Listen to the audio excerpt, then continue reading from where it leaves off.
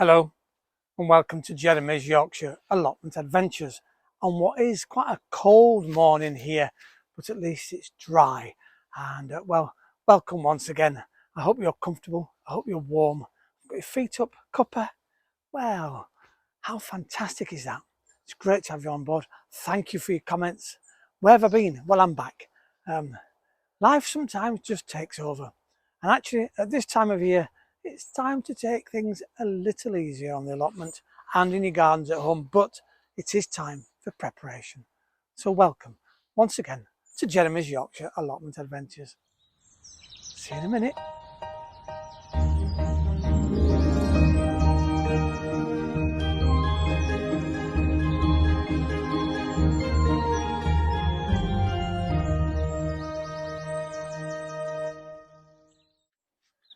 What do we do to prepare the soil for winter?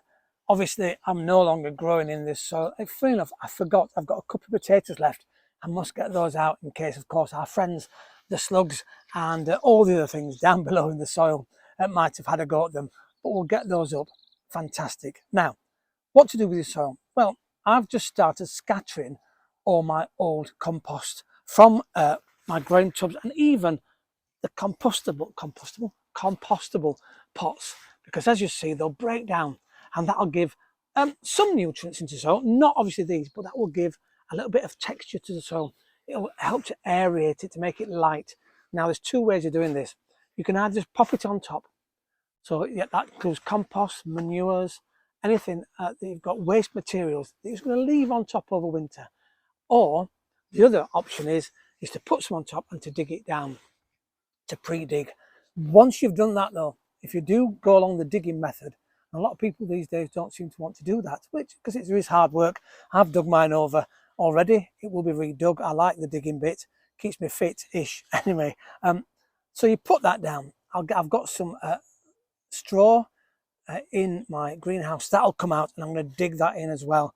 And over winter, that will be taken deep down into the soil by our lovely friends down there, our worms. Once you've dug over, once you've put the stuff on top, don't walk on it. Because of course, in this wet weather, if this becomes wet, and it is already, it's very wet, it just becomes all cloggy and you'll compact it and nothing will survive. None of the nutrients will go down the soil, they'll just block on the top half. You don't want that, you want it to go down. So dig it over if you wish. Put stuff on top if you wish. You don't necessarily have to cover it. A lot of people do. You can put obviously materials on. Now there's two types of material. There's porous and non-porous. A big black plastic sheet, fantastic, will keep the warmth in, but will not allow any moisture to penetrate into the soil. That could also be a good thing because it will keep the heat or some heat within the soil over the winter months. Now, I'm looking because right on my tripod, on my handle that makes it go up and down, I've got a cheeky little robin just come to see what's going on. Isn't that nice? I hope it comes into shop. He's on the floor now, right behind camera, wondering what I'm doing, obviously waiting for me to dig some of this up in the hope I find some food for him. Because of course it is coming into winter months and the birds that are surviving and around, they will need feeding. So you can put out some food for the birds, but if you do it, you've got to keep it regular. Don't just do it one day and then think, oh, I'm not going to do it again. You must keep it regular throughout the winter months. It really, really will help the birds. All sorts of different things. You can have those lovely suet bowls with all the fats in them. You can hang those around and it really is bobbing along. Are you going to go in my greenhouse where I've been digging over? He's having a look, you know. Oh, he's popped onto the bench now and he's keeping an eye on me. Isn't that lovely to have little robins here, as I say, waiting for me to dig this up? I'm going to get on with digging up. Also, I'm going to try and stand up, which is very, very funny because I've been like this for ages actually, and my legs gone numb. So what I'm saying is, I got distracted by the robin. There's different methods, but it's up to you. And then, of course, if you put the porous top on, then of course the waters that we get, and if we get any of the white stuff this year, that of course will melt into the ground. It's up to you. Either way, I normally have left mine open in the past. This year I may, if I find some, put some coverings down and well, prepare it all for winter. But yeah, get your compost on, get your horse manure. Don't use manure from the pigs or from the, sometimes you can from the chickens. Be very, very careful though with the chickens. And put the stuff down that's really good. He's playing actually. Oh, Now he's gone into the greenhouse. He's just picked up, believe it or not, one of the raspberries off the bushes. And now the silly little thing is stuck inside my greenhouse. I say stuck, that's where I want to go filming next. Somehow I'm going to get the robin out of my greenhouse. Isn't that a challenge? Here I am next to my bay leaf, and I've used this several times this week actually in cooking, and it just gives a fantastic flavour to anything that you're cooking. I really love it, especially in stews. With a vegetable stew, I made a vegetable soup the other day and put some bay leaf in, and it really does lift the flavour here. Now, next door to the bay leaf here, I have, believe it or not, my golden raspberry, and it's still producing flowers, and we're still going to get some fruit even this late in the day. So that's rather exciting. I have finally cut back the lavender. It's going to cut back even more to the ground, and we keep our fingers crossed that that can produce some lovely new lavender for next season. But yes, absolutely fantastic that this bay leaf is doing so well. I've been inside the greenhouse and the robin has gone. I kept an eye on it and it just flew out by itself. It was only a bit of a wobble in there, so I've got some video of it very quickly. It got very confused, and you know what? It had picked up a tomato, a very, very small tomato from outside that I dropped off one of my littler plants. And well, it's enjoyed that, it really has, or will have. I'm going to put it back on the side because obviously it's left in the greenhouse, so that'll go back outside. It'll find it again if it wants it. I'm going to go over there in a moment and you can come with me and we can look at something that, well, I moved from a different part thinking I'd killed it off. Isn't nature a wonderful thing? Let's go and have a quick look. It's warm enough now for the hat to come off. Down on the floor again, which I seem to be at most this morning on the allotment. And look at these well-rotted shoots. I don't remember the everlasting leeks that I had. I just thought they were normal bulbs and they used to come back every year. They're on the banking, I moved them. And I thought, well, there's nothing to them. One of my lovely viewers have said, no, they're everlasting leeks. They come back and come back. Well, they have. They really have come back, and here they are, look. They're growing really, really well. There's 1, 2, 3, 4, 5, 6 shoots. So I've got 2 new leeks off every single plant. There was 3 here. One's fallen over there. But out of the bulbs, we've got 6, as I say, new plants. And isn't that fantastic? They'll go really well over winter.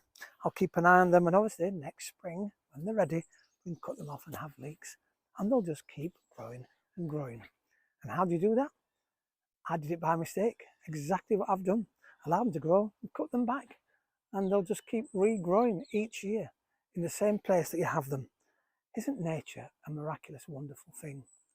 And speaking of nature, while I'm sat here, while waiting for the sun to poke through the clouds, I'd just like to send my best wishes and my heartfelt love to everybody who lives in Florida and South Carolina in the USA. We have some viewers down there and some subscribers also.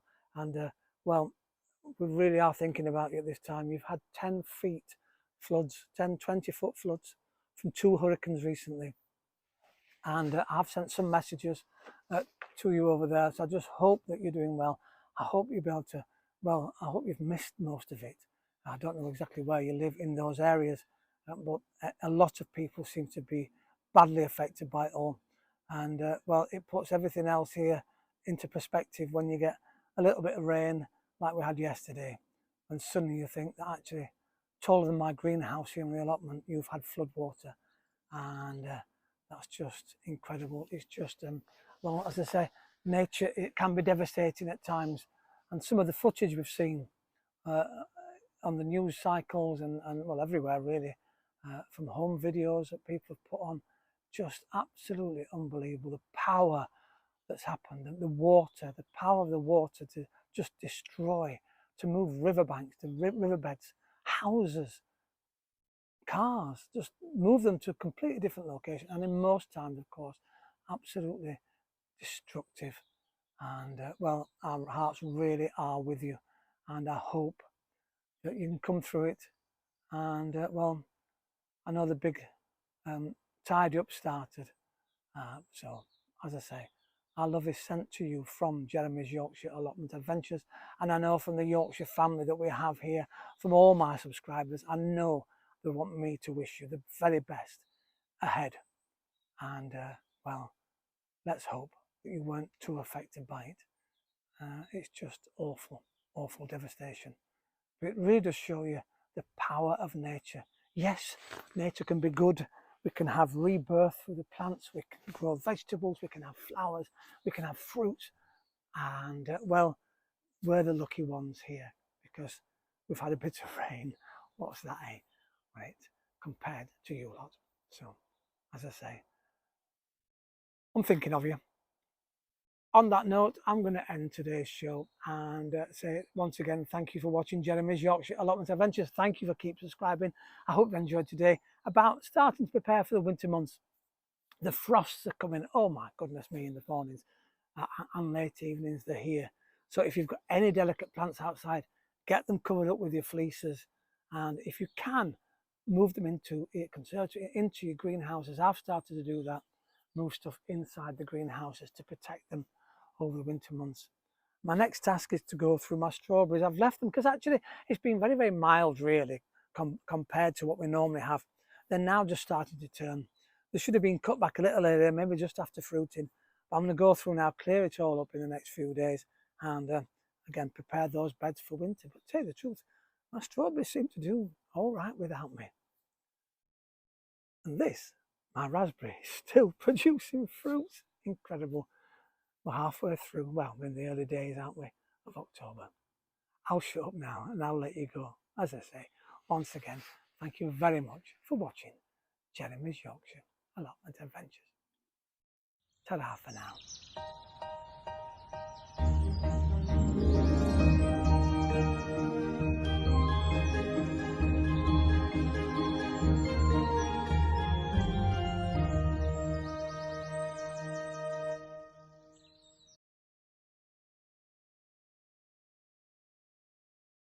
Oh, told you I can't get up, didn't I? Oh, ha ha. Oh, shake legs, shake legs.